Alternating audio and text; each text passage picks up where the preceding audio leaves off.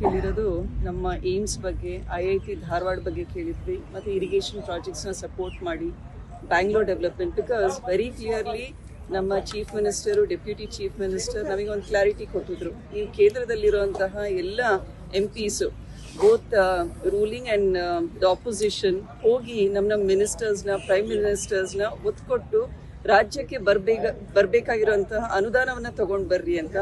So ಇದ್ರ ಬಗ್ಗೆ ನಮ್ಮ NH ನಮ್ಮ ಸ್ಟೇಟ್ ಹೈವೇ ಅಪ್ಗ್ರೇಡೇಷನ್ ಬಗ್ಗೆ ಕೇಳಿದ್ವಿ, SH25 ಅಪ್ಗ್ರೇಡೇಷನ್ ಬಗ್ಗೆ ನಿತಿನ್ ಗಡ್ಕರಿ ಅವ್ರನ್ನ ಕೇಳಿದ್ವಿ. ಮತ್ತು ನಮ್ಮ ಭಾಗಕ್ಕೆ ಟ್ರೈಬಲ್ ಏರಿಯಾ ಇದೆ, ಜಗಳೂರು ಕ್ಷೇತ್ರ, ಸೊ ಅಲ್ಲಿ ಕೂಡ ಏಕಲವ್ಯ ಸ್ಕೂಲ್ ಬಗ್ಗೆ ಕೇಳಿದ್ವಿ.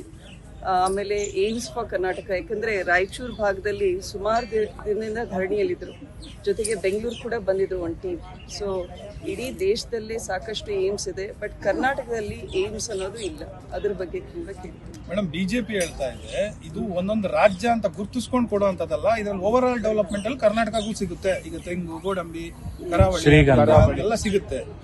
ರಾಜ್ಯದ ಹೆಸರು ಹೇಳಿದ್ರೆ ಮಾತ್ರ ಸಿಗುತ್ತೆ ಅನ್ನೋಂಥದ್ದು ಎಷ್ಟು? ಯಾಕೆ ಹೇಳ್ತಾ ಇದ್ದೀವಿ ಅಂದರೆ, ಏನು 2 years ಇಂದ ಲ್ಯಾಬ್ಸ್ ಆಗಿದೆ ಅಲ್ಲ, ಅದಕ್ಕೋಸ್ಕರ ಸ್ಪೆಷಲ್ ಗ್ರಾಂಟ್ಸ್ ಅಂತ ಮೆನ್ಷನ್ ಮಾಡಿದರೆ, ವಿಕಸಿತ್ ಭಾರತ್ ಹಿಂಗೆ ನನಸು ಮಾಡ್ತೀರಾ? 7 trillion ಎಕಾನಮಿ ಅಂತ ಹೇಳ್ತೀರಾ ಬೈ 2047. ಟಾರ್ಗೆಟ್ಸ್ ಇಟ್ಕೊಂಡಿದ್ದಾರೆ, clear targets. So IT sector and other sectors where Sandalwood ಬಗ್ಗೆ ಮಾತಾಡಿದ್ರೆ ಈಗ ಪೊಟೆನ್ಷಿಯಲ್ ಅಲ್ಲಿ, ಆಮೇಲೆ ನಟ್ಸ್ ಬಗ್ಗೆ, ಮತ್ತು ಈ ಕಳೆದ ಬಾರಿ ಬಿಹಾರಿಗೆ ಸ್ಪೆಷಲ್ ಬಡ್ಜೆಟ್ ಅನೌನ್ಸ್ ಮಾಡಿದ್ರಲ್ಲ ಮಖನಾ ಬಗ್ಗೆ. ಸೊ ಈ ರೀತಿ ನಮ್ಮದು ಎಕ್ಸ್ಪೆಕ್ಟೇಷನ್ ಇತ್ತು, ವಿಶೇಷವಾಗಿ ಕರ್ನಾಟಕಕ್ಕೆ ಏನು ಕೊಡ್ತೀರಾ ನೀವು ಅಂತ.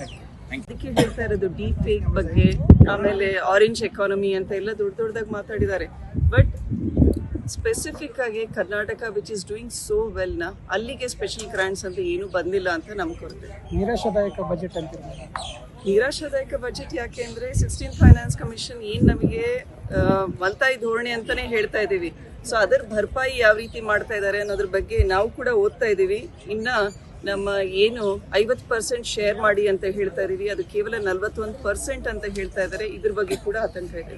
ಈಗ ಮೇಡಮ್, ಬಜೆಟ್ಗೂ ಮುಂಚೆ ತಾವು ತಮ್ಮ ಕ್ಷೇತ್ರ ಸಂಬಂಧಪಟ್ಟಂಗೆ